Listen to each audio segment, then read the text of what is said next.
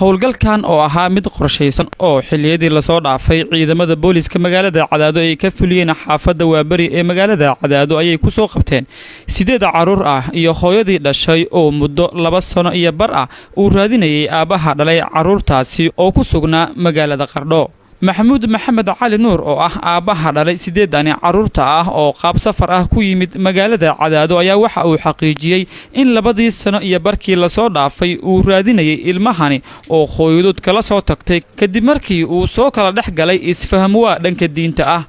2 sano iyo bar baan ciyaalka raadinayay xamar 5 goor baan galay algacay 10 goor baan tagay meesha la yiraahdo Boosaaso 4 goor baan tagay 2 sano iyo barkaasaan raadinayay marbay rabadaankii hore ila soo hadashay oo iyadii ciyaalku ila hadleen $200 baan u diray waa soo guureynaa bay tiri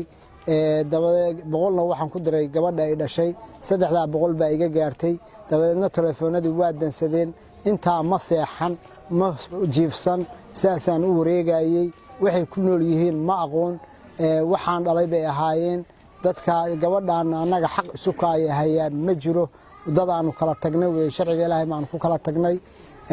waxaanu ku kala tagnay Qardho dabeedna caruurtii haday Qardho ay joogtay iyada iyo niman takfiir ah soo dhacay gudoomiyaha degmada Cadaado Cabdullaahi Cabdiraxmaan Tootol ayaa waxa uu saxaafadda u sheegay qaabkay u soo qabteen 8 caruurta ah iyo hooyada dhashay iyadoo aan la ogeyn inta ay ku sugnaayeen magaalada Cadaado annaga informationka wuxuu soo gaaray muddo hore laakiin waxaan la'ayn markii loo cadeeyay ilmahan in halkaas lagala soo baxsaday Cadaado lagu dhaxqarinayo ayaa waxaan raadinay maadaama ilmihii labadii waalid mid kamid ah uu wato kii kale uu kala dhuumanayo ayaa waxaan isku daynay inaan raadino waalidkii kale oo ahaa aabaha oo ilmaha raadinayay meeshii laga helay waan qoweynay Puntland inay tahay waan horaan u maqalnay laakiin waxaan garaweynay meesha uu ninkaas degan inay Garowe tahay inay Boosaaso tahay inay meel kale tahay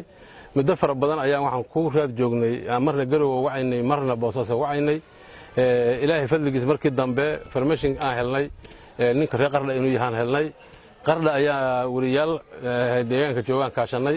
inay wariyaalka Qardho noo wacaan oo inoo weydiiyaan ninkaas hadda ka hor hadlayay